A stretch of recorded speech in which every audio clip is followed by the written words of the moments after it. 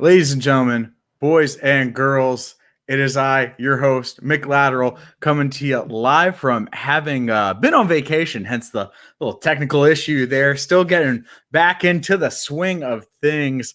Had a fun week off in Puerto Rico, which I have to say, if you ever get the chance, it's awesome. You don't need a passport because it's in America. The people are great. The food's even better. And all that rum that you got sick of drinking in college because it was super cheap. Well, don't worry. It's good over there. You don't have to worry about that stuff. You'll have it with everything. It'll be delicious. It'll be appropriate serving sizes. You'll just keep a nice buzz the entire time. Get a little tan in the sand. I just, I can't recommend it enough. I really can't. Oh, but what a week. We got more football news coming. We got Scott Fishbowl drafting. Everyone's talking about who reached for what. Is zero RB a thing? Is zero wide receiver a thing? The answer is one of those is a thing. The other isn't. It's up to you to decide which one. In all due seriousness, actually, something I have kind of come around on this offseason is being strictly robust RB. I do get the idea of like making sure you lock in those running backs, making sure that like that depth is secured there because the cliff is so serious. On the other hand, like there is a certain point where your wide receivers are scoring more, where you are really missing out on some value by not picking them up. And like, yeah, it's like I've looked at it and I've kind of come around a bit. Like, don't get me wrong. In my Scott Fishbowl draft, I went ahead and took Zeke Elliott and Najee Harris because I really want those stud running backs. I haven't changed that much, but it's like after that, like I can wait a bit. I can get some Robert Woods. I can get some Adam Thielen, and it's okay if the guy on my bench is Ronald Jones, who, by the way, still really good, still a great value. If you want to read more about why, you should go to the Lateral and read my Finding Value column where I talked about him. Also talked about his teammate, Antonio Brown, the week before. That Tampa offense is going to have a lot of potential this year. It's got an surprisingly easy schedule. It's second year for Bruce Arians' offense. Tom Brady's the quarterback, and yeah, you expect the wheels to fall off at some point, but man, I don't know that it's going to be this year, and I'm done betting against it. Another guy I would never bet against is my first guess, the one, the only, the swag man, Sam Wagman. How's it going, man? You are on mute, good sir. I'm on mute. I'm doing well. How about you? I'm good. Again, like a little bit of technical difficulty to start the show. Nothing says like welcome back, like screwing up right out the gate. But can't complain. Again, had a nice vacation, got to reset, got to get into Scott Fishbowl while at an airport that didn't have free Wi-Fi. But can't complain. And to kick things back off, did a mock draft last night, and I've got you. I got Connor coming on later. It's going to be a great show. So let's tell the good people what makes you such an amazing guest other than you being an awesome person. You are a writer at Ball Blast Football, which is at Ball Blast FB for those of you on Twitter. You are a contributor for the Football Guys at FBG News. And Fourth and John, for those of you that do not know, John spelled Jawn. It is that Philly shit because you are an Eagles fan, a diehard Eagles fan at that. As someone who went to Temple for 2 years, much respect on that front. Watched many an Eagles loss in my time up there, especially some brutal playoff ones, if I recall correctly. And then you're the host of the show at the Show FF, which I believe is kind of your like flagship thing that you're doing now. Dude, so good to have you on. Did I miss anything? Did we get the rundown? Yeah, you got the rundown, man. I'm thrilled. It's been a whirlwind couple months for me. When I decided that I wanted to do fantasy content back in February, I really didn't know what I was doing. Thankfully I lucked into my first writing spot over at 14 Personnel with a bunch of guys that you and I both know. Shout out Justin, shout out Justin and Marco, and shout out them, and obviously shout out Herms, who is your buddy at the Lateral here, and made some friends and friendships there that I will forever cherish, because it really kind of helped me understand how I wanted to handle doing this. Someone who had never written for an actual site before and was kind of just doing this on the fly. Didn't really know what I was doing. It really gave me a nice experience and, able to kind of be, worked along as I got into this industry. But, yeah, I'm very happy that it led to me being able to join up with the great people at Ball Blast. Kate and Michelle and Okada put on a great outfit there. They're the best. And then being hired at Football Guys is something that I could have only dreamed of before this year, as someone who's used their products for a couple of years. And I'm a huge fan of Joe Bryant and obviously Sigmund Bloom as well. And being able to work with them, talk to them, hit them up for advice, whenever I'm able to, is a gift. Yeah, they are certainly legends in the industry. All the people that you just mentioned, but definitely, again, like the Football Guys in particular, though, the Ball Blast people, Kate and them, like they are certainly making a name for themselves. Absolutely. Definitely someone to watch out for if you are not already. But let's roll back the clock a little. We already got into how you got into creating that fantasy content, but how did the passion start? How did you get into playing fantasy sports? It's really kind of just right place, right time. I was 13 or 14, maybe I was 12. I can't remember the exact age, but I was at a summer camp for tennis. I was a big tennis player back when I was in middle school and high school. And one of the guys that I was playing with, who I became friendly with, he said, I need one person to fill a spot in my fantasy football league. And it was with him and his friends from upstate New York, because he was just down there for the summer. His parents had a condo down near the beach here. And down the shore. Yeah. And he needed someone to fill a spot. And I had no idea what I was doing, but I knew a little bit about football. And I said, well, why not? Should be fun. I sucked the first year. There we go. I was really bad. There we go. I was admittedly really bad, but I won the league my second year. So that was like my kind of foray into it. It was I'm trying to remember the league format. It was a big league. We had a lot of players, but it wasn't a dynasty. It was like a redraft league, but with like a massive bench, like a 15 or 16 player. Were you even doing PPR at that point? Did you have? I don't think I was. I think it was. Okay. I think it was standard. I don't really. It's very fuzzy. I'll be honest. Who was the first draft pick you remember making? That's the one I'm curious about. I know. It was Adrian Peterson. Okay, that's a good one. That I think certainly like dates it appropriately. Mm-hmm. And yes, standard as opposed to PPR, which of course now is the new standard, confusing everyone who's joining their first ESPN league. Watch out for that, people. ESPN standard is not standard. It's PPR, right. And you need to draft accordingly, because trust me, for my first ESPN league, I did not. That was such a rude awakening. Yeah, and obviously it took me time to like kind of realize what I was doing, and I kind of just skated along for years. I mean, it was really only the last couple of years that I started to like dig deep into fantasy football and kind of get into new stuff. Like, I had never played anything but standard redraft until 3 years ago. That was the first time I did anything different. I'd never played half PPR. I'd never played PPR before. It was always standard for me. Okay. And what's your favorite format now? What's like the thing that's like really getting you going? I mean, it's redraft for me. It's always going to be the thing that I was brought up on. I've been playing it since I started playing fantasy sports. I did not know how to play Dynasty until last year. I didn't know how to play IDP until this year. And I'm getting into best ball this year. I mean, I'm trying a bunch of new things because the exposure is there for me to get into it.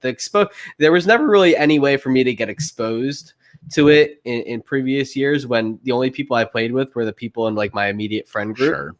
So, wandering onto fantasy Twitter, it kind of gave me a whole new outlet of people to hang out with, to talk with, to drop things on. I mean, I'm sure you understand the notion of your friends thinking you're this weird fantasy addicted nutcase. That's how my friends have seen me. They lord it in my face anytime they beat me. So I definitely get that. I do. Luckily, one of my friends I was lucky enough to start a fantasy football platform with over here at the Lateral. Of course, that was Herms. And along those lines, we already talked a lot about how you got into creating that fantasy content. Do you have any advice for new content creators? So like things you wish you had known from the get-go and now that you've been lucky enough to learn? I want to draw from a couple things that I've learned, and I want to shout out Dave Kluge, because he was the one who really kind of drummed this into my head. Make sure that you're not being taken advantage of. You can see it on his Twitter. He put out a great tweet earlier today. A lot of guys, every summer and off season, of course, but during the off time, people will come to Twitter to themselves and say, I want to start doing fantasy football content. But the only thing I can say is make sure that your work is being appreciated, that you're doing things the right way, that people are not using you. And that, if you want to get content out there, it's fine. There's a lot of ways to do it. You can do it the way I did. You can start writing for a site like 14 Personnel. You may not get paid, right away. Most people are not going to get paid right away. But, it's fulfilling. Even though you're working kind of for someone else, you still get a platform for people to see your work. But there's also the self-made route where you can start a blog, as I know a lot of people did. And plenty of the OGs of fantasy football, Liz Loza, for example, started her own blog and was writing fantasy content on there for years before it was picked up. So, it's a lot of hard work to start your own blog. The views are all self-made. You don't get to, buggy off someone else's views or someone else's name. You have to do it all on your own. So it's a lot of self time, and it's a lot of networking, and it's not the easiest thing in the world. So, but there are angles to both sides. There's pros and cons. And it really does work. So, I definitely recommend getting into content creation if you want to do it. There's plenty of ways. There's plenty of people in this Twitter space that are, very adept at giving advice. Dave Kluge, like I said, Rumboy's Robbie is another one. These guys are great at networking. That's the key. But building relationships, when you say networking, don't do it just to get ahead. Build a real relationship with people. These people who are OGs in the industry, the bigger guys, they're human, just like you and me. They only want to be talked to as an equal. They don't want to be revered like they're a god of some sort. Even if they are, even Matthew Better, nobody has that excuse. And yes, what do you think of that Devontae advice, Smith, Adam? wide receiver 1, full steam ahead. Well, I salute you, and shout out Adam as well. One of my good Philly buddies as well there too. So no better way than to get into the fantasy football talk, and we're gonna get into a little film analysis 101 here. So you're a big film guy. You like looking at what happens between the lines on the gridiron. Where do you source your film when you're doing these film studies? Where do you go to get that raw material? Well, I want to shout out the Fantasy Football Astronauts, because we use them exclusively over at Ball Blast, and they are one of the best collections of film. It's completely free, and it is such a good resource to use when you're preparing for the draft and you're looking for content for your articles. I always will, defer to them. But I also want to shout out a friend of mine, and someone who I respect his film game more than almost anyone, and that's Brandon Angelo from Angelo Analysis. And there are film grinders on there, and they all deserve their due. But and Angelo puts out analysis that is just unseen and unheard of, and it's so good to listen to. And I had him on the show back in March, and I just wound him up and let him talk. I mean, that guy is a wealth of information. He's great to talk to. He, big or small, it doesn't matter. He'll reach back out to you. He'll send you his stuff. I love it. And if you don't already pay for angeloanalysis.com, I would definitely recommend it, because it is a great site. It is it is the only site that I'm currently subscribed to for film analysis. It's not that expensive, and he puts out an in-depth written analysis along with the film snippets that he does for every single person. a beautiful analysis too. I Yeah. mean, it's just formatted Builds them a model, fantastically. builds them a Oh, points model, everything. And you know, it's really through him that I was able to, for the first time this year, do draft projections and really do draft analysis, because I really hadn't gotten into it before this year. And I've always been a guy, I myself always wanted to trust the film. Analytics are great and they're reliable, but they're just numbers at the end of the day. I trust what I see on the field from these guys. I trust that it'll translate over to an everyday game, that a one-off on the field is not just a one-off. so It can be what taken do you advantage of. look for then when you're like looking at this film, when you're trying to see what you're going to trust from these guys? Oh, I mean, it's not that deep really for me. I really just want to see that everything that's been said about a guy that he can actually do. Is he quick off the release? Does he shuffle his feet when he's getting off the line? And my big thing has always been wide receivers. Okay. I'm a big Matt Harmon fan. And I love connecting with him on his reception perception stuff. So Definitely I've good always stuff. followed wide receivers, and I fancy myself the best of all the positions at evaluating wide receiver. So when I'm looking at a wide receiver, I want to look to see how quick his release off the jump is, and that's something that clued me out to Jamar Chase and why I put Devontae Smith ahead of him in my rankings, and almost put Chase at third behind Bateman, because I noticed that Chase wasn't quick off the line, and when he didn't get the ball in his hands, he really wasn't necessary to the play. He kind of just went off and did his own thing. And I think that what everyone's seen from Jamar Chase is that he's going to be a little bit raw, and he's not going to produce immediately. And he'll have a great career, I'm sure, but I don't think he's like the generational talent that everybody thinks he is. So that's something I took from my film study on him. And I think that it's important to look for traits in players on the film that you see the analysts call out, and make sure that these traits are something that you can depend on all the time and not just a one-off thing with them. Yeah, and we'll definitely get into Jamar Chase a little bit later. Spoiler warning. But is there anyone who stood out to you that, you weren't expecting maybe from your film analysis that you did going into this season?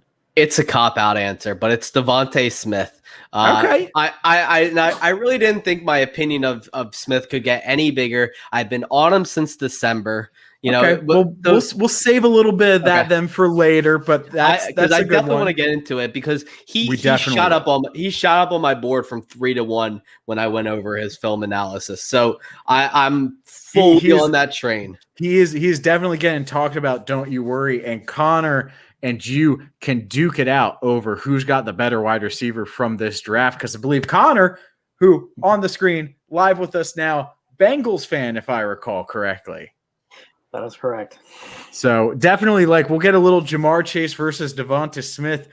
Those of you who know me well may not be surprised to see whose side I end up taking. But dude, great to have you on as well. So excited to get to talk to you, just as I was excited to get to talk to Sam. Could not wait to have you guys on today. Connor, of course, for those who do not already know, he is an NFL correspondent for Fantasy Pros. I don't even need to shout out that Twitter handle. Writer for Dynasty Nerds at Dynasty Nerds.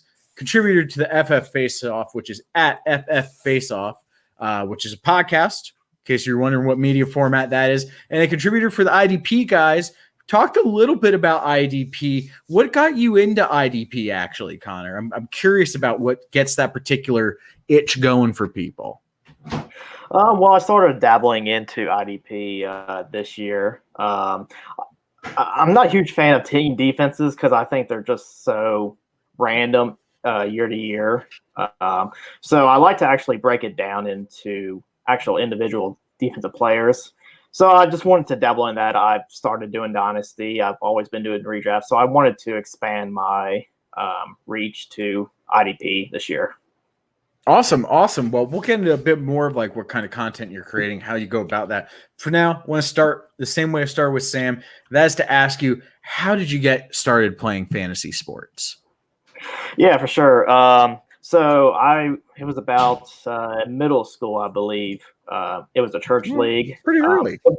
Yeah, I know. Yeah, I think it was in middle school when I was in like 5th grade or something like that. My very first year, I made the playoffs and I lost, no joke, on a forward pass. I think it was, might have been Kirk Warner. He passed it behind the line of scrimmage and I literally lost by like 0.1 points because he passed That's behind the rough. line. Awful. That's Yeah. rough. I was so ticked. I thought I was going to win the championship that year, and I saw the replay. I was like, "You have got to be kidding me!" Oh, that is a dagger. But yeah, since that, no, I mean, I've got better each and every year. You know, it's a lot of luck, but you know, you can improve yourself each and every year. So that's what I try to do. But I love it. Gotcha. So how'd you get into creating fantasy content then? And apparently you've been doing a lot. So I'm curious to see what got the process rolling for you. So I actually started last year. I got laid off because of COVID, and I had a lot of free time on my hands. So I reached out to the guys at Rider Dynasty, and they gave me a shot. And I'm very grateful that got me started. Putting out articles and rankings and stuff like that. Then I decided to dabble in Dynasty content with Dynasty Nerds. Then I just wanted to start doing more redraft as well. So that's why I joined the FF Face-Off and IDP guys too. But I'm grateful for every opportunity. Awesome. So what if you had to pick one, Dynasty or redraft, the like hot question, the thing that sets fantasy Twitter into two separate camps? What side you taking? Are you team redraft like me and the swag man, or are you team dynasty? I'm gonna have to go redraft too. I've always been there we go. Guy. Love it. Yeah, I mean, I love dynasty. I started to get into it more often this year, but redraft's always gonna have my heart though. Awesome. Well, we'll get into some of that redraft analysis right now. So you are a big analytics guy. So ask Sam where he sourced his film. He had some great answers like the Fantasy Football Astronauts, who, again, I'm going to shout out here because I won their draft kit and I feel like a total asshole because I was going to do a deep dive and shout it out a bit more. And then I got totally swamped. Their draft kit, by the way, it's getting the shout out right now. It is awesome. You should go check it out. It is worth every cent. I got lucky enough to win a copy. I utilized it in the lead up to my first ever rookie draft. Highly recommend it because rookie analysis can really set you apart in redraft. So shout out Fantasy Football Astronauts. Hopefully that makes up slightly for my complete whiff earlier. But anyway, back into it. So Sam, he had a couple of sites that he really looks to, like Fantasy Football Astronauts, like Angelo FF. Where do you go and get your data for your analytical analysis? Okay, yeah. I use Fantasy Pros. I also use Fantasy Labs and Roto Underworld with Matt Kelly. Yeah, he puts out a lot of very good analytic content over there. Yeah, those are just some of the few that I use, but yeah, I really enjoy. So pretty readily accessible stuff from both you guys. It's not like you guys are really having to do like some dive down the rabbit hole to find this content. It seems like you may have to maybe pay a little to get behind a paywall in certain instances, though usually if you do, it's worth it. But like this is readily available stuff for the most part. Mm-hmm. Mm-hmm. Yeah. Okay. And so then why analytics over film for like why the data-driven approach? Well, I mean, it's not necessarily analytics over film. I think you have to look at it as a whole. I don't think. But you have to take a side. If Fantasy Twitter has told me anything, you have to take a side. You have to pick one or the other. You're a film guy or you're a data guy, and everything else is wrong. Oh gosh. Well, I mean, I like looking at numbers and basically analytics break down what more in depth of what the film is. For the most part, the film and the analytics are going to line up side by side. What you watch on film is going to tell you what the numbers are in the analytics. And there's going to be outliers too, like Devontae Smith. You know, everybody's worried about his BMI and all that crap. Doesn't exist. If you watch him on, doesn't when matter. you watch him on film, he's a beast. So.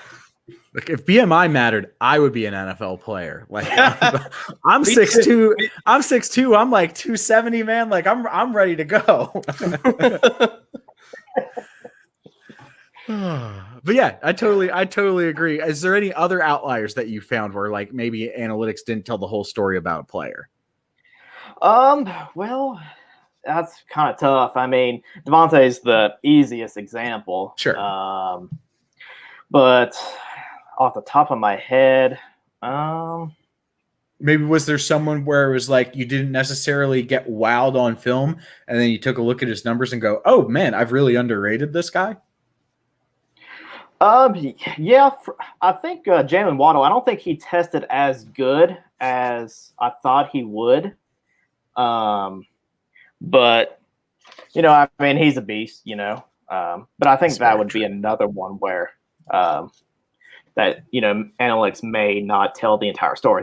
You got to have context with numbers. I mean, you can't Sure. just exactly. You just got to have context whenever you're putting something with numbers. So Absolutely. Rondale Moore is definitely another one who all the analytics people were really in favor of. But the film guys were in too, but I just can't get past the injuries with him personally. So, this show supports the one true Moore, Elijah Moore on the Jets, not Rondale. I will plant the flag right there on that one. One true Moore. I like that. One true Moore. I'm gonna have to bring that up to Michelle because she's a huge Elijah Moore girl as well, and that's a really good one. The one true Moore. I'm gonna have to start using that. It's like Highlander, man. There can only be one. All right. So Connor, when you look at these stats for each position, which one's like the one that stands out to you the most? So like for when you're looking at a quarterback, like what stats are you really honing in on when you're doing that analysis?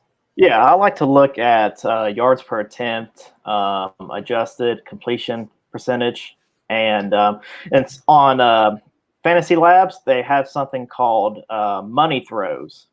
So this basically it combines passes where it requires skill and athleticism, and then it combines it with clutch throws too. And I want to ask you guys a question. So Tom Brady's the first in money throws. There's two people tied for second. Who do you think those quarterbacks are? One of them is going to surprise you. One of them's you could probably guess it.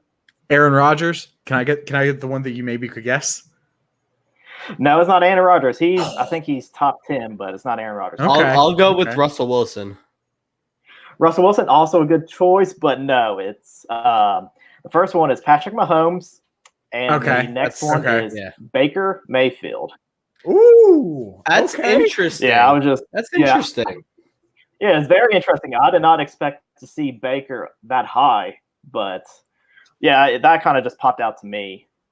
I think Baker always. I think the thing with Baker, it always seems like he was more of a better NFL quarterback than he is a fantasy quarterback due to the offense he's kind of into. But he's a good thrower of the football. I mean, I think Baker's a good NFL quarterback. I just don't think he's a good fantasy quarterback. I'm actually kind of glad we landed on Baker because Herms and I, we do the Lateral show, our flagship podcast for the Lateral.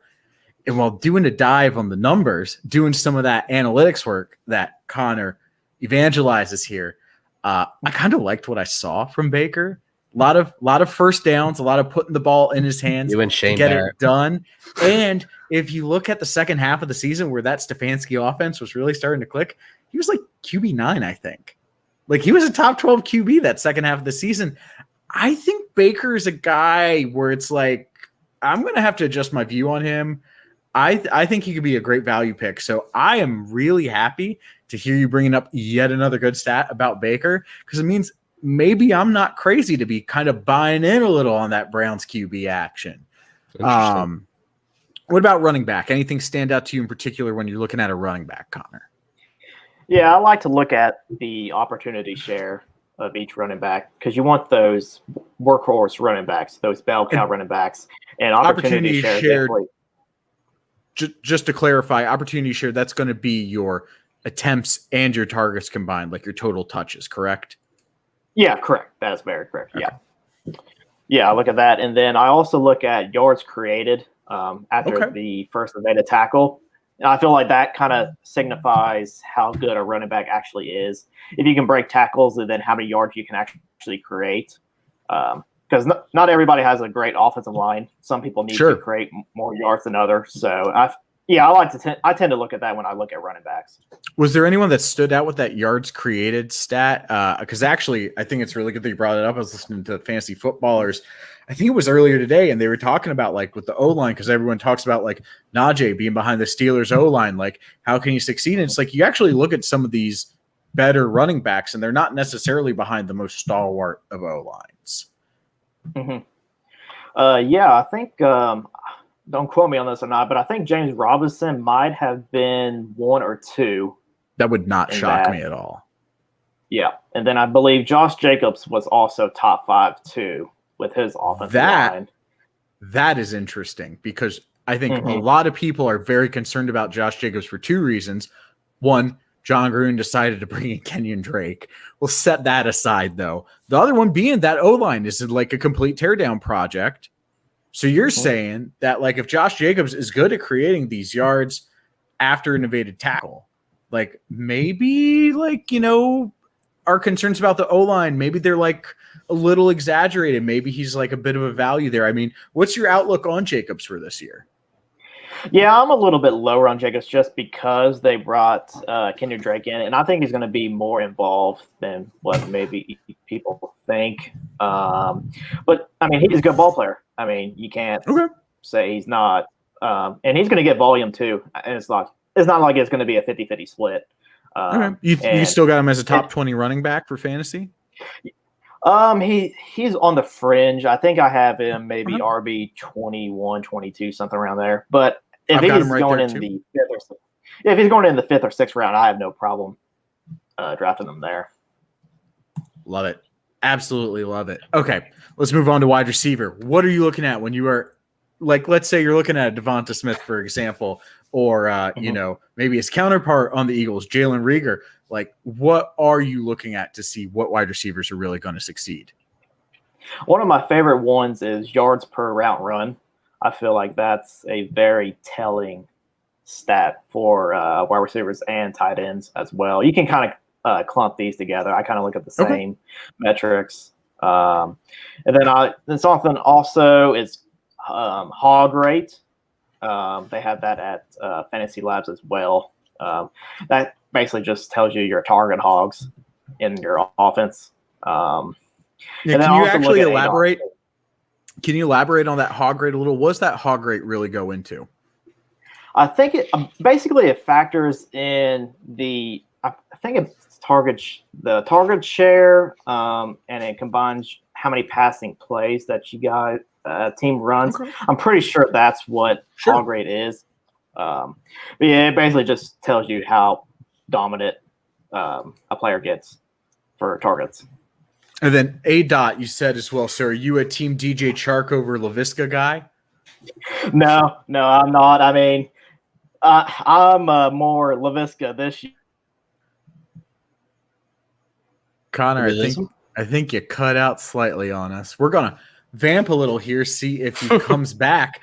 Visca, go dude, Visca. Team Visca all the way. Connor is inflappable, man. Like, I literally like throw stuff out. Like, got to make him like pick sides between redraft dynasty, pick sides analytics or film, pick sides Visca or Chark. I like it. How do you think on Jacobs? And he is like just banging him out time and time again. I like it. I just get confused by all the numbers sometimes here and there. Like, I'll be looking at an article for like on Player Profiler and using that, and I just won't understand half of what I'm looking at. So for me, it's almost just easier to look at the film and everything for me rather than trying to work myself through all the analytics of it all. But, you know, he is right, though. Film does lead back to analytics, and analytics leads back to film. So it's all a revolving door. But for some reason, it's created just two sides of fantasy football Twitter there. So, all right. Well, Connor is refreshing. He will be back with us shortly. So actually, you talking about someone who is more of a film guy than an analytics guy, but using the two in combination with each other. Is there any guys where you've like taken a look in the numbers yourself and gone, you know, maybe I was a little down on him because of the film that I saw, but this guy, he's a little underrated. Ooh. Let's see. For me, someone like that, it was probably going to be T. Higgins. And Interesting. so for me last year, I was a big T Higgins guy in the pre-draft process. And then as the more I watched of his senior year at Clemson, I don't know what it was. I don't know if he seemed sluggish or he was injured. I really can't remember what exactly it was that led me to do it. I went from wanting the Eagles to draft him to not wanting to see him drafted in the top 3 rounds at all. And when he went to the Bengals in the second round, I was kind of like, they must have seen something that I didn't. So I pulled up his and I'm going to pull them up now to refresh myself off of Player Profiler. But T. Higgins was really, really efficient last year. And hold on, give me 1 second just to pull it up. Take your time. But where is it? Let's see. Here. All right, here it is. So his target premium, which basically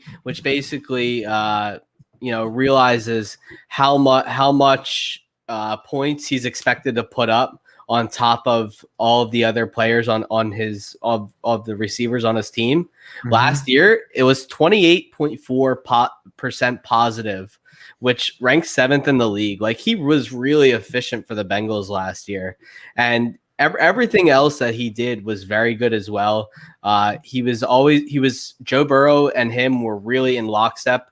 Their accuracy rate ranked 7th in the league.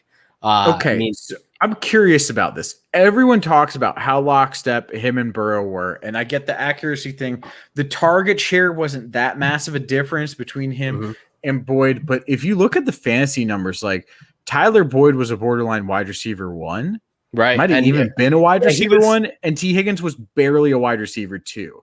And so I'm sort of wondering like where that like hammering in on that point is coming from, because I just don't quite see it the same way. See, and I've had the same conversation with a lot of people, and I've seen the splits, and I think it was Boyd was averaging 16 fantasy points per game with Burrow, as opposed to Higgins was averaging 11 or 12.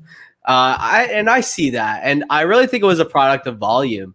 T. Higgins is a guy that's mostly going to do his damage in the middle of the field. He's a possession guy, but he's also a downfield threat for them last year. Obviously before they drafted Jamar Chase, who's probably going to act as their main deep threat now. But Tyler Boyd was getting the volume. I mean, he was getting 11, 12, 13 targets a game. And T. Higgins' game is just not set up for that. And especially not as a rookie when you're still trying to work him in. Boyd had the advantage of the fact he's been there for a couple of years. He knows the offense. And I think he was just able to get into a rhythm with Burrow a little bit quicker. But I really like, I really like how T. Higgins played. He was a great deep threat for them. He had 24 deep targets that ranked 10th in the league last year. He had 1,262 air yards. I mean, that's a ton. And he really should have been able to put more up on the board. He would have been over 1,000 yards last year if Burrow hadn't gotten hurt. I'm fully on board with that. He only had 4 drops. It's not bad. And his dominator rating was 28.4% as well, and that ranked 11th in the league. Okay. So I think that he showed that he's T. Higgins strikes me as a less mobile Mike Evans, kind of. They have similar kind of profiles. Evans does a little bit more down the field work and less in the short yardage game. And T. Higgins is going to kind of become that possession kind of guy, while Boyd is the volume hog and Jamar Chase is kind of the deep threat in this offense. That's the way I see it playing out. But I think you'll be able to see T. Higgins carve out a nice profile. And I even tweeted about it today that I saw someone, and that they will go nameless, but I saw someone that had Jamar Chase ranked 17th, Tyler Boyd 20th, and T. Higgins 31st. Those were the rankings of someone. They are a very prominent figure in this community, but I was kind of surprised, and I wanted to know if I was missing something. That why is T. Higgins so far down people's boards when realistically he's got probably the best shot to lead this team in fantasy points. Tyler Boyd's going to be the volume guy. We all know that. But like I said before, I saw some things in Chase's film that I think, will, kind of make his, introduction into this offense a little bit slower pace than people think. We'll get into that in just a minute. Right now, I'm going to bring back Connor. We got the man back. Internet hopefully fixed. I'm praying. All right. Well, that's all we can ask for. So, real quick, what are your thoughts on T. Higgins since we just had me and Sam go into him a little? We'll focus more on Jamar Chase a little later in our group segment, but I'm curious to see, especially as a Bengals fan, where do you think T. Higgins lands in 2021? I can see him as a top 24 wide receiver, honestly. Okay. Yeah, I think the Bengals are going to be throwing a ton.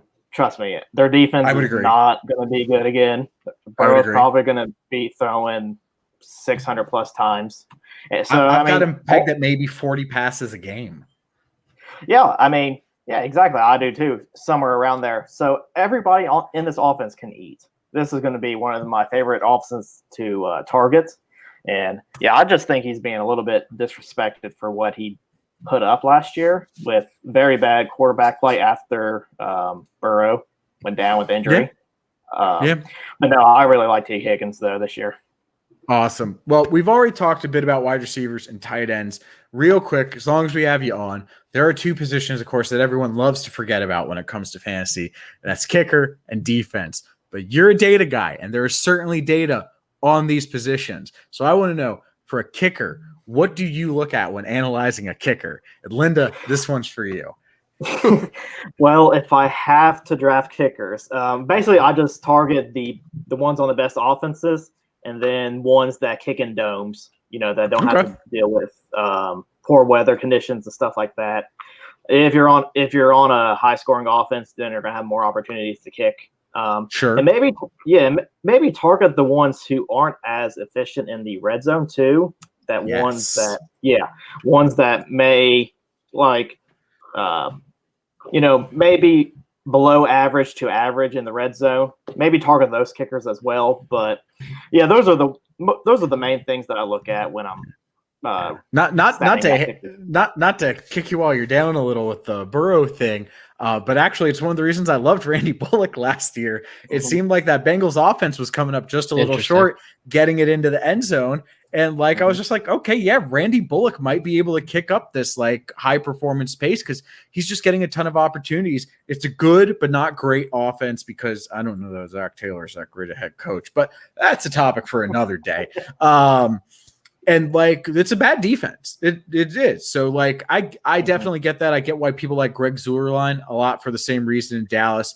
Good offense, bad defense. He plays in a dome. That one's and he's talented. That one's a little interesting for me just because that offense I find to be fairly efficient.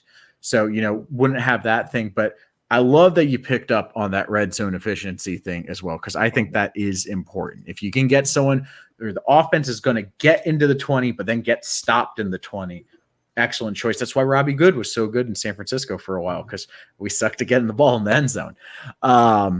All right, and the defense. I know you're an IDP guy, so I'll actually let you get in a little on that as well. But when picking a team defense and special teams, what are the things you look for?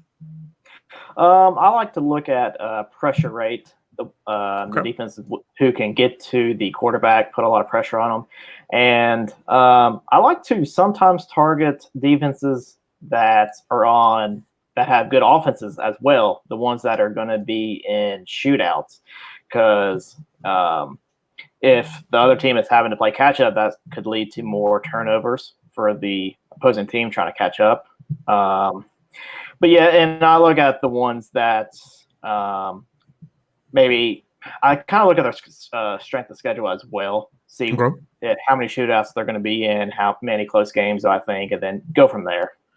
Any potential values you're already seeing now as schedules have come out, now that we're seeing a little bit of what teams are going to look like? Any teams that you go these guys might not get drafted with that Baltimore Ravens first defense off the board type of pick. Anyone coming to mind? I think if they're healthy, I think the Chargers may have a pretty good defense. Okay, I like that one. I like that. I like Yeah, I like I that know. impact. Give it a love it. Mhm. I picked them to win the Yeah, I Super know. Bowl. Yeah, I mean they have all the talent. I mean, but yeah, I know they had to play the Chiefs, but if they stay healthy, I mean, I like a lot of their players on the defensive side of the ball. I think for me, it's going to be the Bucks. I will actually reach to get the Bucks defense a little because their strength of schedule is easy. That whole starting unit is back, and they're coached really well. Like they are coached really well. Todd Bowles is a phenomenal defensive coordinator. The guy, frankly, probably should still be a head coach. I think he was given a bit of a raw deal in his stint as a head coach. He was with the Jets, to be fair. Yeah, you know, that is fair. But regardless, I think that like that is you talk about Super Bowl picks. I'm telling you right now, I think the Bucks are going to be my pick to repeat. And I hate it because I do not like Mr. Brady. But man, there is so much to like about that team. And like the fact that they're bringing back all their starters and they didn't get that difficult a schedule is just like danger. IDP though, when picking IDP players, what is the type of player you are looking to be your first guy off the board when it comes to IDP?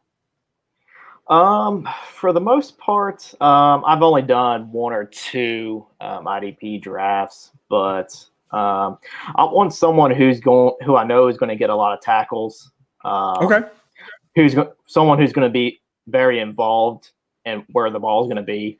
That's kind of like where I like to start at least. Okay, so tackles are a very important stat for you then when it comes to IDP. Yeah, for sure. Yeah. Okay. And for safeties, the problem is if you get like a really good one that doesn't get thrown out a lot, I mean, it's hard to rack up points, you know. That's a fair point. Yeah, so the secondary is kind of difficult to gauge exactly who you want. You kind of want those pretty good cornerbacks, but I mean, the elite ones may not be as great in IDP. So it just depends on your strategy, honestly. At a certain point, you might be too shut down, so you're just going to get looked at less. And if you're looked at less, you have less opportunity to score. I totally get it. All right. Well, we've reached this part of the show sheet. Time for our group segment. We've certainly hinted at talking about some of these people for a while, so time to unleash the beast on that front. It's biased or fair. We're looking at ADPs. And so what I'm going to do is I'm going to give you guys a player. You're going to tell me whether you think that this person's ADP is biased, either be it inflated or deflated or fair. And it's PPR ADP, and I pulled it from Fantasy Pros earlier today. You guys have seen it in the show sheet, so shouldn't be any worries about wondering like, oh, but what ADP is this guy actually at? First one is Jamar Chase. We've talked about him plenty. The top 5 pick from the Bengals, the possible generational talent, though Sam says otherwise. Overall, number 70, wide receiver, 28. Connor, as a resident Bengals fan, I'm going to start with you. Do you think that ADP is biased or fair? For rookie wide receivers, I mean, it does seem kind of fair to temper expectations. But I have him a little bit higher than that. But yeah, I mean, not everybody's going to come in and put on a season like Justin Jefferson, you know. Sure. I would say that is definitely fair to consider Justin Jefferson an outlier, but he also finished top 6. So it's not impossible that Jamar Chase could finish, top 20 and still not be Justin Jefferson. Yeah. Right, exactly. But Justin Jefferson was more out of nowhere, I think. I think he was ranked as like wide receiver 60 preseason. Then I pulled him off of waivers. I pulled him off of waivers in my league. Yeah, absolutely. Okay. Anything else you want to add on Jamar Chase before I kick it over to Sam then? No, I mean, I think I have him top 24, but I do think if the Bengals pass over 600 times, which I think they will, I think he has top 15 upside. Love it. All right, Sam, throw some cold water on this. Biased or fair? Jamar Chase, wide receiver 28, overall 70. As much as I've spoken against Jamar Chase, I actually think this is fair. It's a lot, and I haven't looked at the ADP for Chase in a little bit. I've been too fixated on Devontae Smith, but And I will say that I haven't seen him be going at this pace. I've seen him go in the top 24 very consistently. But I think it's impossible that with how many times the Bengals are going to throw, like Connor said, it's impossible that he doesn't get enough volume to finish as a top 27 guy. So, and that's where I have him at. I mean, I have Higgins at 24, him at 27, and Boyd at 30. I think right there is where you should have all the Bengals in that kind of wide receiver 2 range, wide receiver 3 a little bit, and go from there. So I think this is actually kind of fair for Chase. Okay, I like that. I get this ADP, though I think it is a little deflated. I think there are people that are looking for some reasons to write him off. And you talked about someone in the industry, someone far greater than I, having him at wide receiver 17, and I've got him at wide receiver 16. I love Jamar Chase. I think the talent is there. I get the concerns about him having not played for over a year. I truly do. That being said, he was also recruited by his college quarterback to the point where his team, rather than getting a generational offensive lineman, went ahead and picked him with a top 5 pick. You are just not going to waste that kind of draft capital. And on a team where they're going to throw the ball, I think, again, like upwards of 40 times a game, that O-line's not going to be phenomenal. That defense is not going to be good. Like, I agree with you guys on the front that they're all going to be wide receiver 2s, though. So, like, I have Tyler Boyd and T. Higgins right around that wide receiver 25 mark. T. Higgins is, I think, to me, the wild card. I'm not truly set on where I'm going to have him, though I know I'm going to have him around that wide receiver 25 point. And I think Boyd will be interesting. And I think this reminds me a lot of Pittsburgh last year, where it was like 3 wide receiver 2s, no wide receiver 1s. I can see the Bengals repeating that kind of performance. So same way the Cowboys look kind of too. And the Panthers last year as well. And I think it is important to keep in mind, though, that in teams like that, those are teams that tend to have multiple wide receiver 2s and no wide receiver 1s. Right. I would not expect Jamar Chase, as much as I like him, to have a wide receiver 1 season. Not even close. I think that is too bullish. Yeah. Okay. Well, let's move on to your guy, Sam. Devonta Smith, the Eagles' first round wide receiver. They literally jump in their division rivals in concert with their other division rivals to steal him away.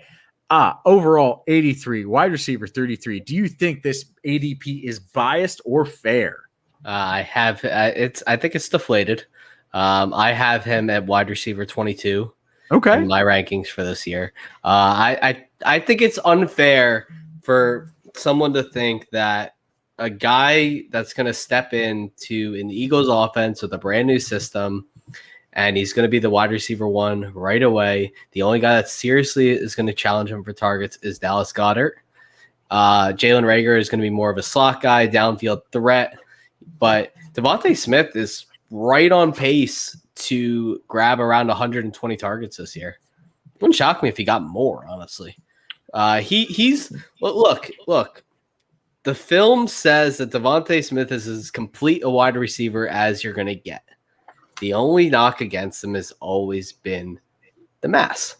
So, he's the most polished route runner in the draft. He's got the best hands. Really, the only thing he doesn't do better than Jamar Chase, and that's because he's 30 pounds lighter, is he can't box out. No. But he uses his superior route running, which is one of the best of any receiver I've ever seen, in my short time of looking at, route running and skills. There's no guy that's as good and crisp as him. So he uses that superior route running to get ahead of his guy, ahead of his cornerback, whoever's guarding him. I think he goes in there and he possibly has a 100-catch season. Volume will drive him. The Eagles will be throwing a ton to keep up in games, even if they're not really trying to win the season. It's still up in the air. You're not worried about Jalen Hurts running the RPO and going for 100 yards a game. Basically, I think it's baked in. Too. I think it's baked in. I think Jalen. I think this is the type of offense. The thing is, the offense that you are used to seeing in Indy with Sirianni there. I think we're going to see a very similar offense to there. So, it's an offense that has a fair amount of running in it, and that's baked in. And I think we'll see Jalen Hurts run, for 800 yards. But Okay. I think there's going to be a lot more throwing than that Baltimore offense. I think it's going to be a lot more balanced. You saw it with the Indy last year. Jonathan Taylor still got a good amount of targets as well. And I mean, they were throwing. So, I think we'll see it, and I'm not too worried about that, honestly. All right, Connor. Sam thinks that this ADP is a little deflated. What do you think? You think it's biased or fair? No, I think it's deflated too. All right. I keep moving up Devontae Smith. I have to check my rankings. I can't remember where I have him currently. I think I have him inside my top 30, but he's like I said, he's moving up. Because he is the wide receiver 1 for the Eagles. He definitely and is. I expect Jalen Hurts to improve on his very poor efficiency from last year. I would hope so. It was only 3 games. Exactly. Well, if he doesn't, I'm screwed in Scott Fishbowl. Like I bet a lot on taking Jalen Hurts as my QB1. Like he better improve on that efficiency.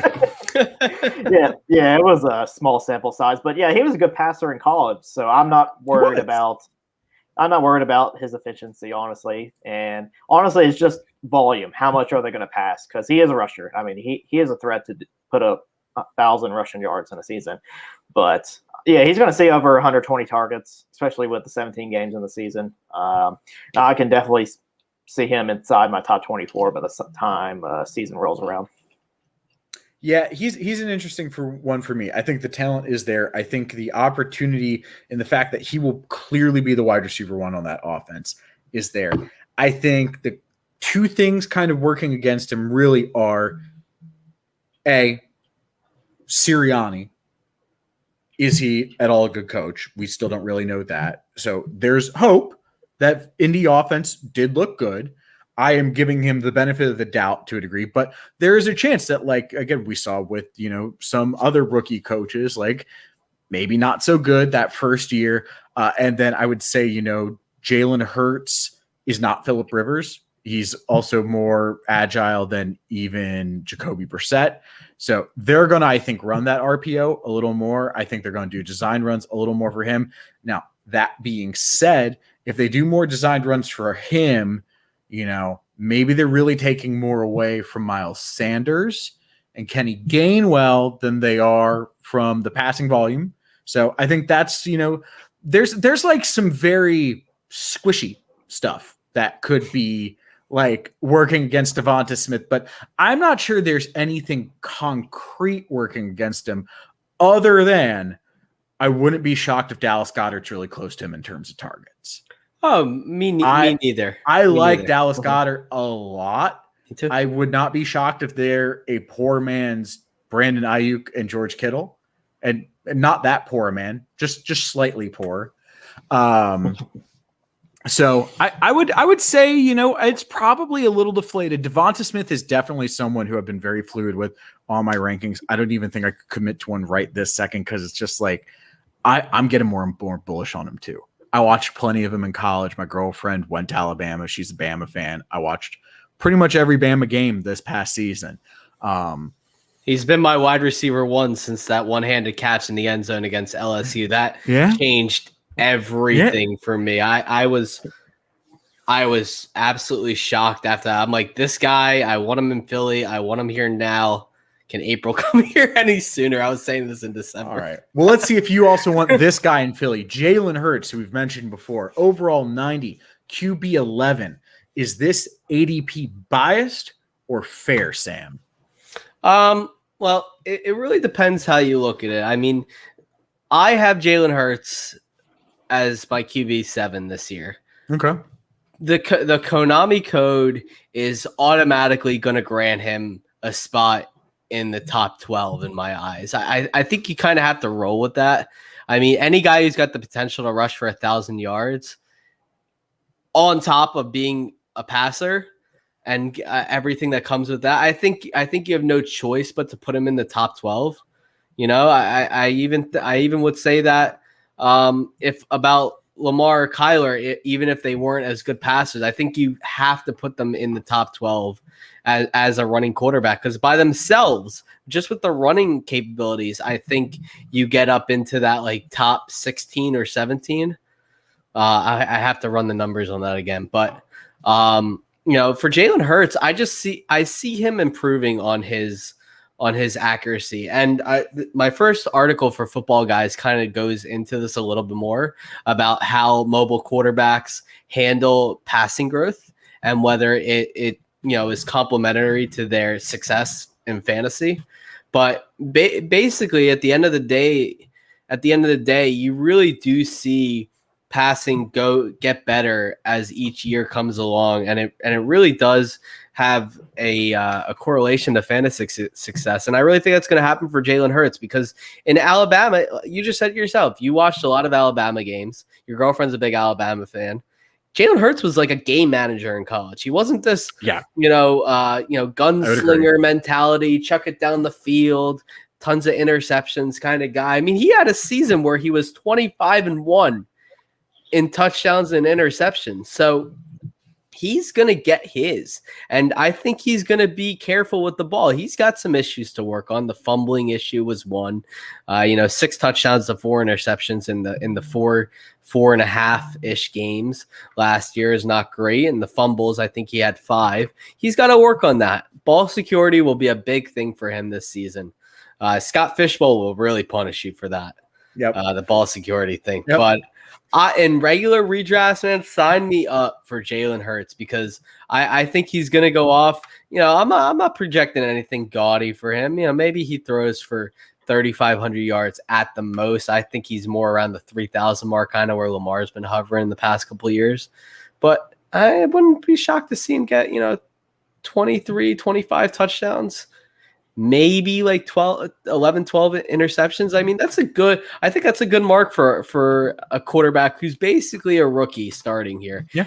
Then you add in the Konami code rushing stats, and that's where you get into the top 10. So I have him as my QB7, behind Justin Herbert, and I think he's going to be gold. Okay. I get all that. I don't necessarily even disagree, but want to see what Connor's got to say. Connor, overall 90, QB 11, Jalen Hurts. Do you think that's biased or fair? To an extent, I think it's fair based on just what we saw last season. He has his issues, like Sam brought up, his fumbling issues, and he has some things to work on. But I have him as my QB6 in redraft. So I just think that I don't know if that's a hot take. But no, I had him. He had a QB at 77. Yeah. I see his ceiling more around QB 8, so that means I'm not that far off you guys either. I've currently got him at QB 10. So that's not even like crazy in comparison. I think you're just the highest I've heard on him. Right. Yeah. About a month or so ago, I had him I think it was QB 8. I moved him up a little bit. It's just that Konami code, I get that. He's he has such a safe floor, and he has a wide receiver 1 now in Devontae Smith, which is, you saw what a true alpha does for a quarterback, and I think Devontae Smith fits that mold. And Goddard's going to take a step forward, so he has weapons. He has Miles Sanders in the backfield, but yeah, if he's going to be drafted as QB 11, I'm going to have a lot of Jalen Hurts. Okay. Yeah. So if you can't get Jalen Hurts, though, are you going to get your boy Joe Burrow from the Bengals, just going below him at overall 95, QB 12? Do you think that ADP is biased or fair? I think that's kind of fair, because the offensive line is still an issue. They did address it in the draft, though, but he's gonna have a ton of passing volume, like we mentioned before on the show. So, and then you add Jamar Chase, one of the best wide receiver prospects of all time. And yeah, if I miss out on Hurts, I may go Burrow, or I may wait a little bit and go Trevor Lawrence. With that, okay, because I think Yeah, I think he's being undervalued as well. So Okay. I like that a lot. Sam, I want to get your thoughts on Burrow. Do you think that ADP of overall 95 QB12 biased or fair? Yeah, I think it's fair as well. I have him a little bit lower. But I think, when you have someone with that much volume who really didn't seem like he was too frivolous with the ball last year, he didn't turn it over too much. I want to say he had 5 interceptions, Connor.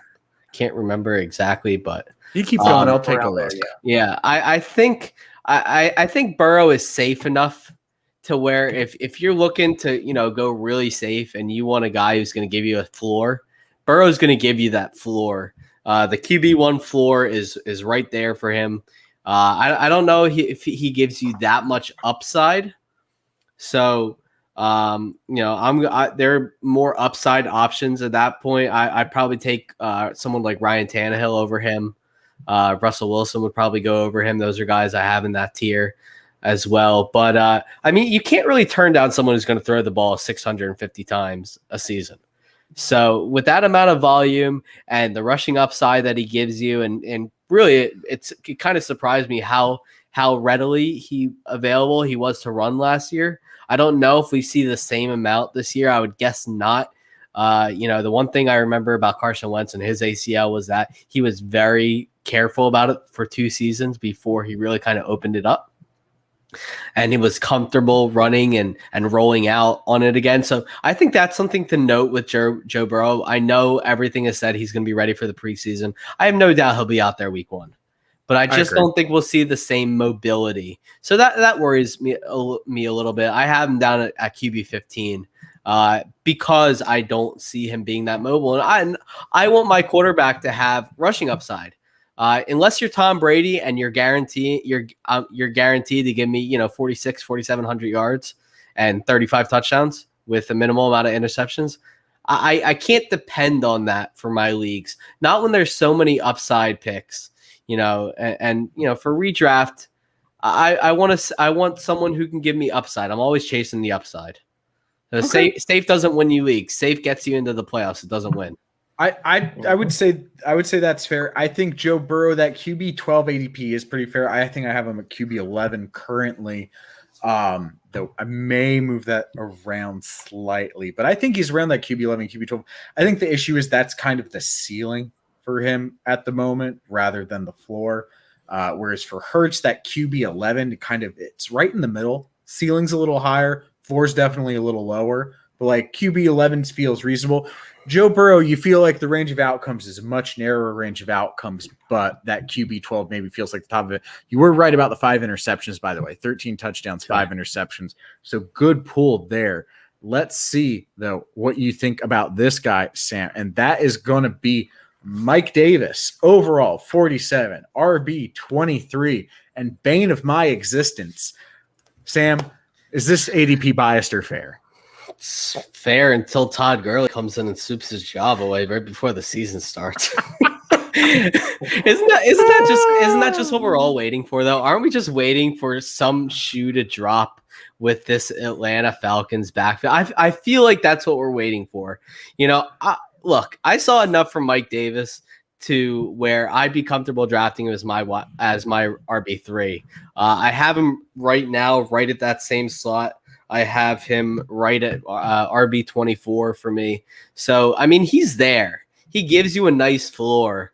Javian Hawkins is not James Robinson as much as people want him to be. I don't think he's James Robinson either. Okay. I don't think Mike Davis is Leonard Fournette. I can work with that. I think Davis is the guy there for now. But look, I would not be shocked to see someone like Sony Michel shipped off from New England to come join him there. Todd Gurley again to come off the waiver wire to not exactly a familiar system, but a familiar team. Familiar personnel.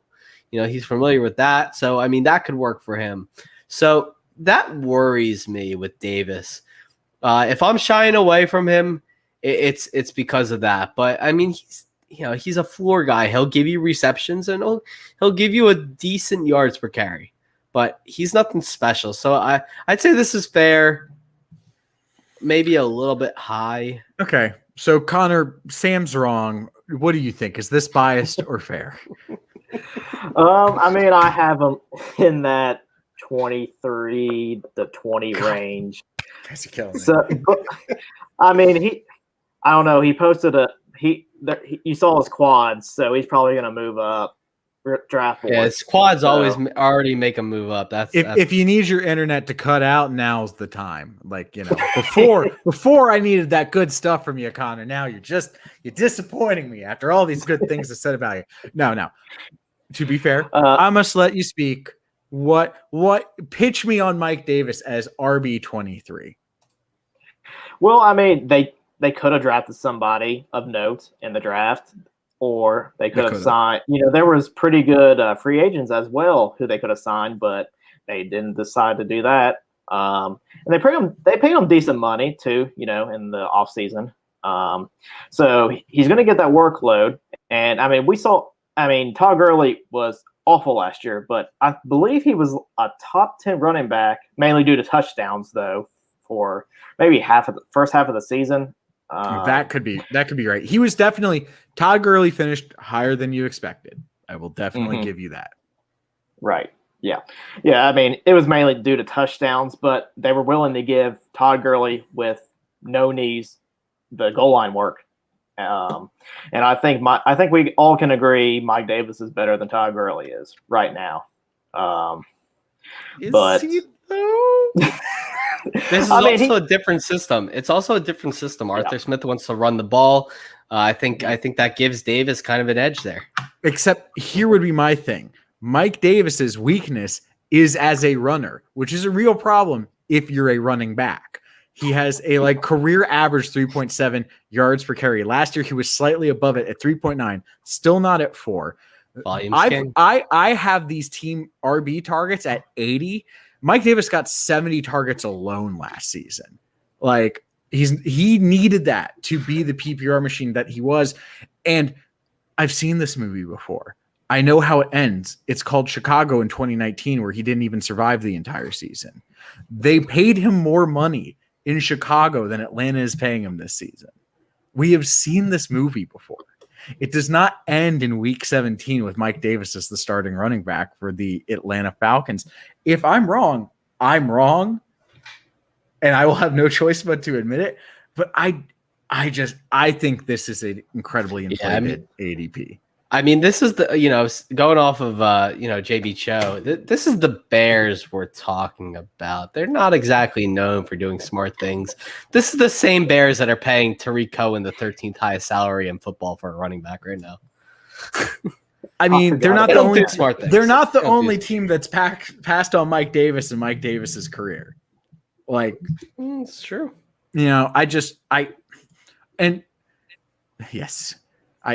Your Bears do not know what they're doing. Though this year they look surprisingly competent. We will see. Andy Dalton potentially. If Andy Dalton starts week 1, I reserve the right to take that all back. But Mike Davis. Andy Dalton should start week 1 because they don't want to get Justin Fields killed by Aaron Donald.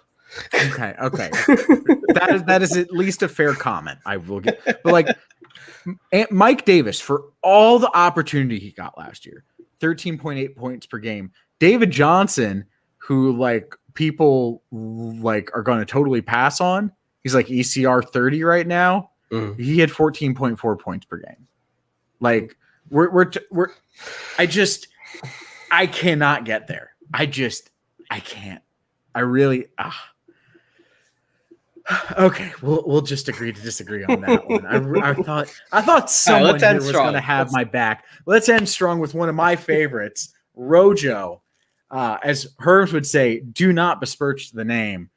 Connor, are you going to be besmirching the name? Are you going to be saying that his ADP of overall 85 RB34 is biased, or do you think it's fair? No, I think it's a little bit deflated. Correct answer. No, I mean, I don't believe in playoff Lenny. I mean, we've seen multiple backs have a couple good games, but when they were both healthy and on the field, I think Rojo looked better, honestly. Yes. And, I mean, he's not going to catch a ton of passes, especially with Gio signing there. And Fournette's a pretty good pass catcher too, but He is. I mean, yeah, I mean, we saw Ronald Jones have really good games in this offense. So yeah, I think it's a little bit too low. If I got him as my RB3, RB4, I'd be thrilled with it. But no, I can't name 34 better running backs than Rojo this year. Okay. And Sam, what about you? Are you thinking it's biased or is it fair? I gotta say, I was really hoping Connor and I would disagree on at least one of these players. The fact that we've agreed on all 5 of them, including Rojo, who I also have inside my top 24. So I'm on board with you boys as well. I've got him RB24 myself. I love it. I mean, and I just got him in Scott Fishbowl as a RB36 off the board. So I'm thrilled with that. Getting the guy who really looked better last year and probably would have been the lead back in the playoff run if he hadn't gotten hurt right at the beginning of the playoffs. I mean, that's nothing on him. It probably was helped lead the Bucs to a title because Leonard Fournette looked really good for that playoff run. The fact they brought him back is not insignificant. The fact they brought in Gio Bernard is not insignificant. But I think Rojo will get the majority of the early down work for this team. I think he might split carries with Fournette to a certain degree, maybe 60-40, but I still think it's in Rojo's favor. I mean, he looked good last year. He had that huge 97-yard run for the touchdown. That was massive. I mean, that's the best I've seen him run since he was drafted out of USC. I mean, I remember when he came out of college. And, everyone thought he was going to be such a stud because everyone loved his USC tape so much. And then he was just so disappointing. But I think he finally turned a corner last year. So I'm excited to see where he goes. Sure, he's a little bit iffy here and there. He's not really the most dependable guy. But, I mean, he's a value where he's going right now. I mean, and you got to snap up values. Even if they backfire, you still got to snap up the values. Yeah, I think for me, the biggest thing is Ronald Jones. He ran for 5.1 yards per attempt last year. That is not nothing. That is quite good. And you know what wasn't quite good? Leonard Fournette running for 3.8. You know what was better than that? Keyshawn Vaughn running for 4.2. And Keyshawn Vaughn is not sniffing relevance in this offense. I'm assuming as long as Bruce Arians is the head coach, despite the fact that he was the head coach that drafted Keyshawn Vaughn. I may be alone on this camp because we have seen Gio be able to catch the ball. I think we all have James White beer goggles when it comes to Gio. Gio's on a veteran's minimum contract. Mm-hmm. Like, I think that needs to be stated. And he might just take the LaShawn McCoy role. LaShawn McCoy, better running back than Gio Bernard has ever been. A great pass catcher out of the back last year. That is a fair point. Vaughn is older than Rojo. But so like LaShawn McCoy last year, 78.9% catch rate, definitely able to catch the ball. He had 19 targets and 10 rushing attempts. So like if Gio sees that, it won't shock me. And that doesn't scare me with Rojo. I think Fournette does see a little bit more of the rushing work than maybe he saw last year, especially based on that good playoff performance. But even then, Ronald Jones in every game he played where Fournette was the starter saw at least 10 rushing attempts, got at least a target. Every single game. Have you ran projections for them yet? I haven't fully ran projections for them yet. I think we see like 180 carries, maybe 160, 170 for Rojo. I mean, if he runs for 5 yards per carry again, I mean, that's still going to get him to 800, 900 yards. I mean, he was on pace for an over 1,000-yard season last year. All we need to see is him, hit that 900-yard mark, 7 touchdowns. I mean, he's an RB2 that way. He's a back-end RB2. We just need him to return value at that point. I don't see him as an upside play. I see him more as a safer floor play. I would agree with that. I have no because he's not going to catch the ball. I have no misconceptions. That's the word I'm looking for. I have no misconceptions about Ronald Jones ever being an RB1. I don't think it's going to happen. I don't think that's the type of running back he is. But I think there's no reason he can't be an RB2. And right now he's barely being drafted as an RB3. And that to me screams huge value. Connor, it seems like you're in full agreement with us as well. Yeah, I mean, I'm not expecting RB1 numbers from Rojo, but yeah, he is safe, and he's a good target if you are trying to load up on wide receivers. But yeah, if I can get him as my RB2, RB3, then I would not complain one bit. I would not either, just like I have not complained about having you guys as my wonderful guests. Even if you guys are pro Mike Davis for some reason. That being said, it was seriously awesome. It's more like I'm not anti Mike Davis. Yeah, it's like I am comfortable being the guy that was wrong on Mike Davis. I just am, and I don't think I will be, but if I am, that's okay. I just like, for me, if Chicago hadn't happened, I think I'd be a little more open to it. But it's the combination of Chicago having happened and him being a better pass catcher than a runner, and Arthur Smith doesn't throw the ball to the running backs a ton. Mm-hmm. And I don't see a reason why he's suddenly going to change that. But regardless, we got some great talk about Mike Davis this episode, just like we got some great conversations on film study, on data analysis. You got some great resources if you made it this far. And this will be on YouTube, so you can feel free to watch it back. Get the sites where Sam or Connor get their sources, because that is like really the bread and butter of it. You can find those sources, do your own analysis. There is nothing stopping you from making a name for yourself in this industry, just like these guys have. So Sam, thank you so much for coming on. Why don't you go ahead, plug your stuff, let the good people know where they can find you. Again, thank you for coming on, man. Yeah, on Twitter, you guys can find me at Swagman95, Ball Blast, at Ball Blast FB for all my, typical fantasy content, and then over at Football Guys, FBG News for my, special kind of stuff. I got a article dropping. I want to say it's tomorrow, not completely sure, on mobile QBs and their passing growth correlation. Spotlight article on Keenan Allen dropping next week, as well as an article on Michael Pittman that drops tomorrow for Ball Blast. So very excited for that. And thank you for having me on. This was a blast, man. Thank you. Happy to have you. Just like Connor, I was so happy to have you on. The internet tried to conspire against us a little there. Didn't want to keep all the hot fire knowledge that you were spitting, but we got you back. We got you to talk some excellent stats for all these positions in the wonderful sport we play, which is fantasy football. Where can the good people find your content? Okay, you can find me on Twitter at CombonNFL, and you can catch me on Dynasty Nerds. I'm working on an article right now. And then my first article for IDP guys, I am looking at 5 bounce back players for 2021. And then for FF Faceoff, I am looking at why Clyde Edwards-Helaire has top 5 upside this season. That is interesting. That's valid.